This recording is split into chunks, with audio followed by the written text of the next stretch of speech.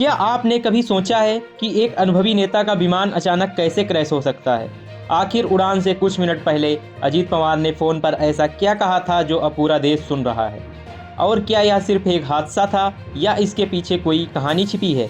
नमस्कार दोस्तों, आज हम बात करेंगे महाराष्ट्र के दिग्गज नेता अजीत पवार की रहस्यमयी विमान दुर्घटना, उनके आखिरी फ़ोन कॉल की वायरल ऑडियो क्लिप और उस संदेश की जो जाते जाते उन्होंने पूरे देश को दे दिया।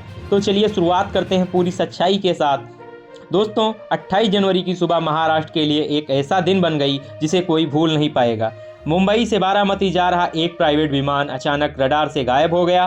कुछ देर बाद खबर आई विमान क्रैश हो चुका है और उसी विमान में मौजूद थे महाराष्ट्र के डिप्टी सीएम और एनसीपी के बड़े नेता अजीत पवार। कुछ ही मिनटों में यह खबर पूरे देश में फैल गई। टीवी चैनल चल पड़े, सोशल मीडिया भर गया और हर किसी के मन में एक ही सवाल था, आखिर ऐसा क्या हो गया।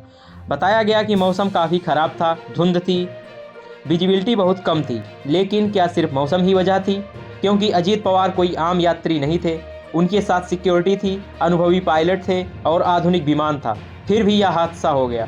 दोस्तों, इस दुर्घटना में कुल 5 लोगों की मौत हुई, 2 पायलट, 1 सुरक्षा अधिकारी और अजीत पवार।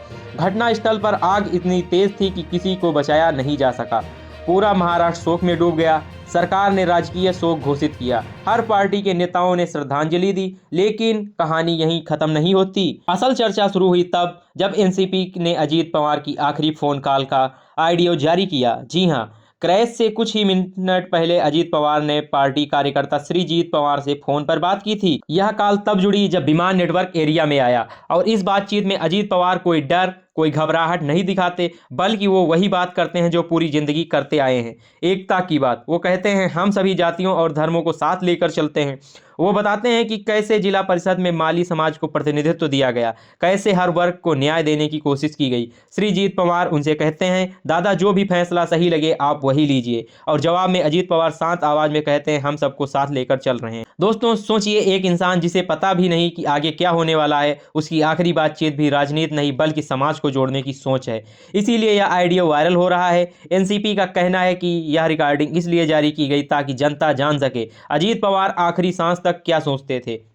अब बात करते हैं अजीत पवार के राजनीतिक सफर की। अजीत पवार महाराष्ट्र की राजनीति का बड़ा नाम थे, कई बार डिप्टी सीएम रहे, प्रशासन पर मजबूत पकड़ थी, जमीनी नेता माने जाते थे। उनका सीधा संपर्क कार्यकर्ताओं से रहता था और कई लोग उन्हें प्यार से दादा कहते थे। उनके जाने से राजनीति में एक बड़ा खालीपन आ गया है, लेकिन इसके साथ ही एक बड़ा फैसला भी लिया गया। अजीत पवार के निधन के बाद उनकी पत्नी सुमित्रा पवार को महाराष्ट्र का नया डिप्टी सीएम बनाया गया।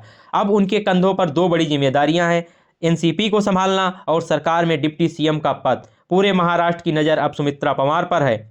सब देख रहे हैं क्या वो अजीत पवार की विरासत को आगे बढ़ा पाएंगी, क्या वो उसी मजबूती से फैसले ले पाएंगी। इधर दूसरी तरफ कुछ नेता इस हादसे पर सवाल उठा रहे हैं, कुछ लोग न्यायिक जांच की मांग कर रहे हैं। कहा जा रहा है यह सिर्फ तकनीकी कारण नहीं, हर एंगल से जांच होनी चाहिए। ब्लैक बॉक्स की जांच जारी है। सरकार ने भी भरोसा दिलाया है कि सच्चाई सामने लाई जाएगी। दोस्तों, यह सिर्फ एक नेता की मौत नहीं है, यह एक विचार का भी अंत है, क्योंकि अजीत पवार का आखिरी संदेश साफ था, सबको साथ लेकर चलना। धर्म से ऊपर इंसानियत, जाति से ऊपर बराबरी, राजनीति से ऊपर समाज। और शायद यही वजह है कि आज भी लोग उन्हें याद कर रहे हैं। तो अगर आपको यह जानकारी जरूरी लगी हो तो वीडियो को लाइक करें और चैनल को सब्सक्राइब करें और इस खबर को ज़्यादा से ज़्यादा शेयर करें। मैं आशीष ठाकुर और आप देख रहे हैं समाचार धमाका।